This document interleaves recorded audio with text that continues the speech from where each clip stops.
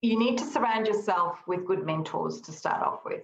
People who are in your corner, who you can go to when you hit situations that you're not sure about how to handle. Because if you're new in leadership, you're going to experience that a lot. So get someone in your corner who's going to be in your corner. You're listening to Elevate, the official podcast of elite agent for real estate industry sales professionals, property managers and leaders. With thanks to our partner Connect Now, Elevate brings you the best tools, thinking and strategies to elevate your results. To download your written action guide from this podcast containing extra tips, links and shortcuts, visit eliteagentelevate.com. And for more information about how Connect Now can make moving easier on your clients, visit connectnow.com.au. Here is your host, Samantha McLean. Welcome to another episode of the Elevate podcast, where we delve into some of the most interesting minds in business and in real estate for the very best tips and strategies for you to implement to elevate your business. I'm Samantha McLean, editor of Elite Agent and host of this week's show. Joining me today is director of Harcourt's Move and founder of Lynx Fiji. Welcome to the show, Sadhana Smiles. Thank you for having me. How are you? Amazing. So for those of you who have tuned in, Sadhana and I recently did a podcast swap, which we called Run Into the Chaos, and now the shoe's on the other foot, and I will be asking the questions. And you know what? You haven't given me what the questions are. I didn't give them to you either, so this is... I'm holding my breath. I think you'll be fine. Look, you and I go back a long way, so let's go back to the very beginning. Your start in real estate. Did you choose real estate, or did real estate choose you? It's a really good question. I chose real estate because it was the only job that was offered to me at the time as a receptionist at an agency called Hill & Parkinson in Hawthorne that doesn't exist anymore, although I have bumped into the directors there from time to time. And I think they were desperate as much as I was for a job. They gave it to me. I lasted in that role for a very short period of time because I was really bad at it, and then sort of kind of moved through the real estate careers that way. Yeah. And so how many years in real estate now? I think it's about 34. That's pretty good. And is there a role that you've enjoyed more than any other? There's a couple of roles I've enjoyed. And in the beginning of my career, there's a group of girls I worked with in East Melbourne in the days where, every Friday night was drinks and cards. And so we literally sat in this kitchen upstairs. Paula Croft and Mel and Linda are still in real estate, but we would sit there on little tables and drink till about 7, 8 o'clock at night, and then drive home and play cards. It was just what we did. Probably they're my nicest memories. And then the CEO role, I was really proud of everything that I achieved in the role in Harcourt's Victoria for a whole range of things, from financial to the not-for-profit side was Walk a Mile. So that's probably the two ones one was for fun, the other one was for pride. Yeah, so let's talk about Walk a Mile, because you managed to get a whole bunch of burly real estate agent blokes into heels. What was the thinking behind that? That goes back to Melbourne in 2013, when a young girl by the name of Jill Maher was murdered. And it became a really turning point for women in Melbourne, because I think it was the first time it was a horrific crime. Everyone just assumed it was the husband, and it wasn't. And I think for the first time, women in Melbourne galvanised and said, enough is enough. We need to be able to walk our streets and be safe. And I was one of those women, and I felt that we could make a statement as a company. And the statement was that, we say no to violence against women. And when I went to my board and said, hey, here's my idea, they looked at me and said, yep, you finally have gone mad. But if you think you can get a whole bunch of early real estate men to do it, good luck. And that we started off in Melbourne, and the franchisees in Melbourne were fantastic. No one ever questioned it. They all said, yep, totally agree. This is atrocious. What can we do to help? And I remember the first time we did it, and we were standing in South Bank, and I was talking to my EA at the time, Sharon, saying to her, no one's going to turn up. This is going to be a disaster. No one's going to turn up. We've done all of this. Nothing's going to happen. And there's this sea of Harcourt's people started to walk towards us. And it was just a, moment that you never forget. And we did it for 7 years. Really, I think had a big impact on the culture of our business as well, particularly in Victoria. And something, you never stay in a company forever, but certainly a legacy that I'll be very proud of within this brand. And you've done a lot in not-for-profit over the years as well, like both in the real estate industry and outside the real estate industry. So tell us a bit about Lynx Fiji and the work that you've done over there. So Lynx, I was born in Fiji, for those of you who don't know, but Lynx Fiji was a foundation I set up in 2008. It is designed to help women in rural areas of Fiji. So many of your listeners would have been to Fiji on holidays and stayed in fancy hotels. That's not where we go to. We go to all the outlying islands where there is no healthcare and no support. And cervical cancer is the biggest killer of women in Fiji. And then secondly is breast cancer. And so what we do is we take all the equipment and we test women in rural areas for both cervical cancer and breast cancer. And if they are found positive, we get them treated in the city hospitals. And we, at the moment, are trying to, before COVID hit, we're trying to do an MOU with the Fiji government to have their support to go and do more and more of these. Amazing work and an amazing program, because, I think sometimes we think Fiji is either, Bachelor in Paradise or Survivor. Like it's one extreme or the other, but there's a lot of people there that aren't as privileged as we are when something goes wrong. We're quite close to medical care here. Yeah, exactly. I guess I want to ask you too, because you're in Victoria right now and Victoria is in stage 4 lockdown. How has that impacted Harcourts and the real estate industry so far? I think I'll probably merge the answer into one. I think when it first happened, there was that usual energy when it happened the first time across the whole country. You know, what does it mean? What can we do? What can't we do? And there's 50 million questions of, if this is a scenario, can I do this? And I think a week in, we've that energy has died down a little bit. It's really clear what we can and can't do. There's not much you can do. And the idea is to stay at home and stay at home for the next 6 weeks. You're allowed out 1 hour a day. I think the biggest focus for leaders and managers right now, for those of you who are in Victoria, has to be on the mental and emotional well-being of our people. So, we're constantly talking to our leaders around how often are you connecting with people? Is it 2 or 3 times a day? What are you doing to lighten the mood? Are they keeping healthy? Are they keeping well? Are they going outside? Because no point in bringing employees back into the workplace who are not well, not being sick from the virus, but they're not emotionally well. And none of us have had holidays. You think about it. I don't know about you, Sam, but I haven't been on holiday since the year started. And a lot of our teams are in the same place. And this is becoming a grind. So I think before you start worrying about your business plan and your turnover and everything else, I think the first thing we need to assess is our people's emotional well-being, and then the business this is a secondary question after that. Yeah, because I think one of the things you and I talked about a couple of weeks ago is that it's so personal for everyone. Everyone's level of risk in this is quite different. So someone, for example, who's a business owner absolutely won't want to get sick, and somebody who is, I was talking to my hairdresser the other day and she's like, yep, I'm not worried at all. I'm living my life. Obviously based in New South Wales, but there is a big difference, right? Yeah, there is a difference. And I think, like in Melbourne, there have been 50-year-olds and 30-year-olds who've died from the virus, and that kind of sort of makes you go, oh God, it's not just an old person who's going to die from this. And you're right, people are all very different and they're all going to deal with it very, very differently. And I think the hardest thing for leaders right now is to understand how that individual in your business is going to deal with it. So constantly asking the questions, are you okay? How are you feeling? What did you do today that gave you some joy? They're really important questions for us to ask our team at the moment.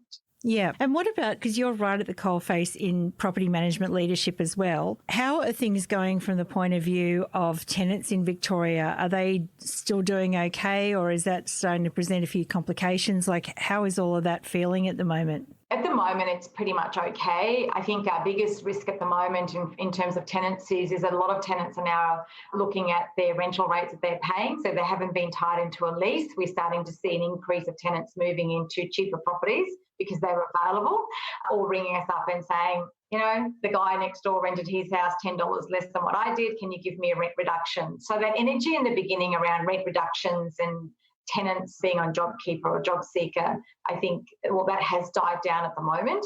Now they're looking at the bargains, and, the government's talking about extending JobKeeper and JobSeeker and reducing the amount. My concern is we come out of this 6.5 weeks from now, or 7 weeks, whatever that looks like, there are going to be a number of businesses who do not recover from this. And a lot of those businesses will be who our tenants work in. And my concern is in the next couple of months, we may see we will see a higher rate of unemployment, which will then directly impact our rentals and our tenancies and expose our landlords a little bit as well. Yeah, it's interesting actually, because in Sydney, like we've been walking around and it's odd places that are closed that we thought would never be closed. Mark has a theory. He reckons they're cash businesses that couldn't claim JobKeeper. But probably right, and we probably didn't realise there were cash businesses. Yeah, it's really interesting times for sure. So we're going to do the Leadership Diaries today, Sadhana, but I thought we might have a talk about leadership in general first, because you are one of, I guess, the most high-profile leaders in the real estate industry. Was leadership always on your mind? That's a good question, and thank you for the compliment. I don't know if that's 100% true, but I'll take it. Was leadership always on my mind? For a long time, no. I made the decision to move into this arena, and I say this all the time, after I got divorced. I got divorced, I moved to Sydney for a little while, which is where you and I met. And it was post that I suddenly realised that if I wanted to be successful and be financially independent, I needed to be very serious about my career. And it was at that point I made the decision that I wanted a career where I wanted to be a leader. I wanted to lead a business. I wanted to be successful, create environments where people wanted to work in. So there's a whole range of things that I made a decision around that. And then it was, how do I do that? What skill sets do I need? What people do I need to put around me? What businesses do I need to work for? I became very, very selective in the brands. Who are the leaders in those brands that I need to surround myself with? And also outside of real estate, who are the leaders that I respect the most? And what are the qualities about them that I respect? And do those qualities exist in me? And how do I work towards those qualities? So there were a whole range of things. I actually don't believe, Sam, that leaders are born. I think we all make a decision somewhere along the way in our life to be a leader, and then we work really hard to be the leader we want to be. Yeah, exactly. Well, actually, that was a question I had down for you. Actually, do you think leaders are born or made? No, maybe. Okay, look at Gandhi and you kind of go, an amazing man, was he born or made? I think he was made. I think he was made because of the circumstances he was in and he was born into. So I think we're made. I don't think we're born into it. Yeah. And some people might sort of look at you and go, wow, she's so confident. She's not afraid to rattle cages. She's not afraid to shake the tree. I know I have on occasion, because you just seem fearless to me. What advice would you give to young women in the industry who are looking to take a leadership role? You know what? I think the older you get, the more you don't give a shit about things. But, I take myself to 20, 30 years ago when, if I'm speaking to a younger woman in the industry, and you doubt yourself, you have the imposter syndrome, you question whether what you believe, what you say, the direction you want to go in is the right one. And I think the advice I can give these women is you've got to trust your gut instinct, number one. Number two, if you really believe in a direction you want to head in or a decision you want to make, then facts and numbers are your best friend. I always used to say to people, show me the numbers and that will probably get you a foot in the door. So stick to facts and numbers, and you need to take the emotion out of it. I think we as women may tend to make more decisions based on our emotions, and you've got to learn to balance that out. Trust your gut, yes, have your emotions in there, but get your facts and figures right, because that's what's going to make the difference. Yeah, that's actually good advice. So, trust your gut, but have the evidence to follow through with it. Okay, Leadership Diaries, are you ready? I'm ready. What was your first job and what did it teach you? My first job was reception, and it taught me that I don't have to be 100% good at everything that I do, because I wasn't really good at it, but I still got a promotion. What does the first hour of your day look like, and how does it go after that? Are you like a 5 a.m. clubber? No, because I hate getting up in the morning, but I have learnt a long time ago that when I get up, I don't look at my phone straight away. It's the 8 to 10 minutes that I spend reflecting, thinking, anything but work and social media. I have a gratitude journal that I write in every day. So I have 3 things that I am grateful for, and it is only after that that I turn my phone on and look at what my day is going to be like. Yeah, fantastic. That's a great routine. Can you name someone that has had a big impact on you as a leader? I've been very privileged to work with a man by the name of Gilbert Anoka. He is the mind skills coach of the All Blacks, a very successful team. Gilbert was our general manager when I joined Harcourts. and he still is on our board. And if there was one person who's had a huge impact on my leadership style, it has been him. What was one of the great lessons from him? Because there's so many, from legacy and things like that, books like that. I was going through a pretty tough time at one point, and he sat me down for breakfast and we were having a conversation, and he said to me, "You've got to master the system and find a way to make it work for you." And it was one of my Mr Miyagi moments where I kind of sat there and pretended like I knew what he meant but had no idea, and then went away and really reflected on the words and what was happening to me at that point in my life. And he's absolutely right. We all work in a system, whether the system is your business, whether it's your home, whether it's your culture, whether it's society, it doesn't really matter. And what we've got to do is master it and then find a way to make it work for us. And that one piece of advice has helped me through many, many different situations. Who are you learning from right now? That's a good question, because at the moment we're all stuck at home. So I am doing a lot of podcasts at the moment. I'm really enjoying, Julia Gillard has a podcast at the moment, which I'm listening to. Brene Brown's podcast I'm listening to a lot. She has some amazing leadership tips. And then I'm reading some books. Indra Nooyi is someone who I find really fascinating. She was the CEO of Pepsi. Really, really different style of leadership. She's another Indian woman as well. So from a cultural perspective, I'm really connecting with a lot of things that she's doing. So they're probably the three things that I'm doing at the moment. Where do great ideas in your business come from? Outside of real estate, a lot of the stuff that I do in my business comes outside from real estate, and they come from listening to podcasts, reading a book, having a conversation. And I think one of the great skill sets I do have is taking an idea that's outside of real estate and turning it into a real estate concept and then implementing it. What's your favourite question to ask someone in a job interview, and what does the answer tell you about the person? Why should I employ you? And what that tells me about the person is, have they actually thought about what they would be doing in the job? Should we give it to them? A question I like to be asked by the person, which I think is equally as important, is, tell me why you wouldn't give me the job. And I say that to everybody I talk to who's going for an interview. Ask the question, is there a reason why you wouldn't give me the job?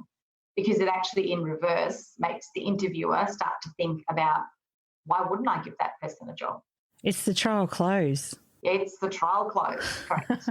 Does that work in property management as well? Is there an equivalent? Is there any reason you wouldn't sign up with me as your property manager today? Yeah, absolutely. It's exactly the same thing. Interesting. There you go. There's a really big tip. What is one characteristic you think every leader should possess? Boy, I wish I had these questions up front. There's a lot being spoken around, and Brene Brown talks about a lot of this around authenticity and vulnerability. And for me, I wrap it up in humanity. I think in leadership roles, you've got to lead from your heart most 99.9% of the time. And you've got to be able to show your people your human side. And that is, you've got to be or bring all of yourself to the table. So for female leaders listening out there, that doesn't mean you blend in to be like a male leader. I'm a big believer that you must bring all of yourself to the table, including your uniqueness, because your uniqueness is what adds value to the business that you are working in. If you are going to try and blend yourself in to be like everybody else, there's nothing left about you that's unique anymore. You would then, I guess, question the concept of leadership, wouldn't you? Because the very definition of leader is someone who stands out. Yeah, exactly. That people want to follow. How do you get a new employee or team member to understand the culture of your business? The best way is often to have others in your business actually teach them. However, if you're starting a new business off, which a lot of us are doing, or you're a fairly new business, as a business owner, you've got to get in the front line with them. You've actually got to be in the trenches with them. If you want them to do something or to behave in a way or to treat your clients in a way, then you've got to be in the trenches with them. Pick up that hard phone call, make the decision. Like in my business, I pick up the phone. When I can hear my team are really busy or something's happening and they're talking to clients, I'll pick up the phone. And a lot of the times our clients are really surprised that the business director is picking up the phone. And I just go, well, nothing's beneath me, because that's the way I impart the culture in the business. Yeah, that's just what you do, isn't it? Yeah. Okay, I'm going to love the answer to this question, I know. What is the worst advice you've ever heard given to someone starting their career in real estate? I knew you were going to laugh. There's so much of it, I know. Oh, my God. Where do I start? Well, usually it's, there's the phone, there's the manual, make your phone calls and off you go. Or, there's a diary with all the training guides and book yourself in. Go and talk to Bill, he'll tell you what to do. Prospecting, I want you to go and door knock the next 30 streets for the next 30 days kind of stuff. And there's no managed process induction. I mean, that's changing slowly but surely, but it's still a thing out there in some places, isn't it? It is still a thing. And look, I joke about that. I think a lot more companies now are far more professional than that. But when I started in my day, literally it was, I remember, and I'm not going to mention any names, I remember one day when I first started in one of my jobs, the director walked in and he threw the newspaper on my desk and he said, all those owners that are private landlords, call them and I want you to have appointments by the end of the day to go and see them to list their property. Okay. What do I say? But here's the paper, here's the phone. That's what you need to do. Yeah, your classic interruption marketing. Yeah, correct. Yeah. And you're still here to tell the tale. I'm still here to tell the tale. Clearly I made the phone calls and got the appointments. Something worked. Is there anything you're afraid to do or would do if you weren't afraid to do it? My problem is I don't have fear. And sometimes it can be a problem because I can find myself in situations where I kind of go, gee, if you just thought about it a bit more, you wouldn't be here. How are you going to deal with this now? I don't like putting blockers on myself, whether it's through fear, whether it's my own glass ceiling or somebody else's glass ceiling. I will have the conversation and I will have the debate with the individual or try, Gilbert used to say, you can't go over it, you can't go under it, you've got to go through it. And that probably is my attitude. It's very little that I think the only thing I fear is death because that's it. Yeah, that's a good fear to have because that means that you maximise your time here as much as you can. And I think that's probably good advice for all of us. Well, I intend to live till I'm 100, so I'm only halfway through my life, and my kids are horrified when they hear that. And I always threaten them that, I'll be the old woman in the old home that they've put me into, still chasing people down the corridor kind of stuff, demanding to have what I want to have, And I think you've got to, and I see a lot of aged people. My parents are old, and I see a lot of aged people who get us to a certain point in life and think that life now you just need to stop living your life. And I think that it's almost like society has bred that into us. And I don't know, I think if you fear things, you stop yourself from doing it. And what's the worst that's going to happen? It won't work. Nobody's going to die. It won't work, So, and you might learn something along the way. I mean, the biggest thing people fear is failure, right? But doesn't failure teach you so many lessons? So if you stop yourself from doing something, you're never going to learn the lessons. Yeah, exactly. That's the best way to learn is to do it and fail and then try again. Yeah. Everything's a test till it's not, right? Exactly. What does leadership look like at home? The person I bring to the business is the person I am at home. There's a lot of laughter in my house. I don't feel the need to make a decision about everything, and I don't do that at work either. I love to delegate. I'm often accused of the only thing I don't delegate is breathing, which is probably true. So leadership for me at home is about fun and laughter and balance. If you want to go out and do something, my partner wants to go surfing on a Sunday, go surfing on a Sunday. There's none of that clock on, clock off, permission-seeking type of environment. I'm quite easygoing and we have a good blend. I am fiery. I can go off like a rocket. People who know me know that, but it only lasts for a few minutes and then everything goes back to normal again. Yeah, it takes all kinds, so, and we all even each other out in some way, so. COVID is testing us though. We are in each other's company more than we've ever been before. My kids have all moved out of home, so, we're empty nesters. And it is testing us probably more than it has done before, but we're managing through it at the moment. I think I could say the same thing. I mean, COVID has definitely, I think, strengthened my relationship and, it's probably challenged others. But what do they say? What doesn't kill you makes you stronger. Makes you stronger. That's right. Absolutely. Okay, so one last question. If someone were going into a leadership environment for the first time, what advice would you give them? If you're going into a leadership role for the first time, you need to surround yourself with good mentors to start off with. People who are in your corner, who you can go to when you hit situations that you're not sure about how to handle. Because if you're new in leadership, you're going to experience that a lot. So get someone in your corner who's going to be in your corner genuinely and will support you and give you the advice. The second thing that I would suggest to you is whoever your stakeholders are, so you're going into a leadership role, you're going to have a whole bunch of people that you are leading who are your stakeholders. get to know them, understand what is it they want from the business, from you. Ask them, if you were doing my job, what would you do? Before you start making any decisions, spend at least 90 days getting to know the business, getting to know the people, understanding what the people want that you are leading, assessing the team that you are working with and managing. Are they the right people? Are they the right team? And have people in your corner, like your own little mini board, who are going to support you and advise you what it is you're trying to achieve. And then all the business stuff, have a vision, have a plan, have a business plan, have accountability, KPIs, reporting, measurements, all that sort of stuff, but the other stuff on the front end.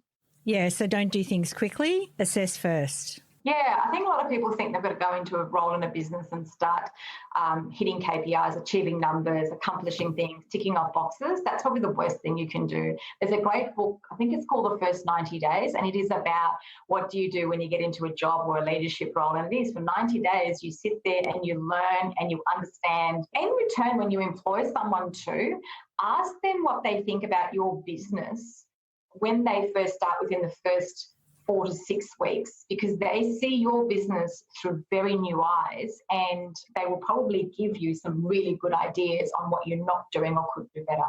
Yeah, that's really, really good advice. Well, Sadhana, you'll be relieved that was the last question. Thank God.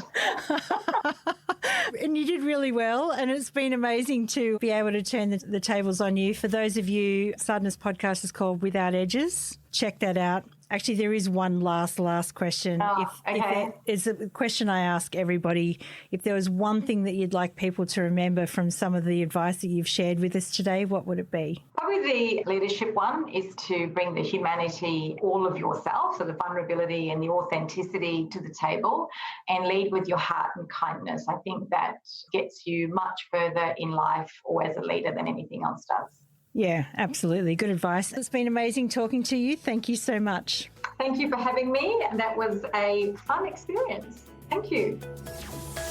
We hope you enjoyed this episode of Elevate with thanks to connectnow.com.au. Don't forget to download your written action guide from this podcast containing extra tips, links and shortcuts. Visit eliteagentelevate.com.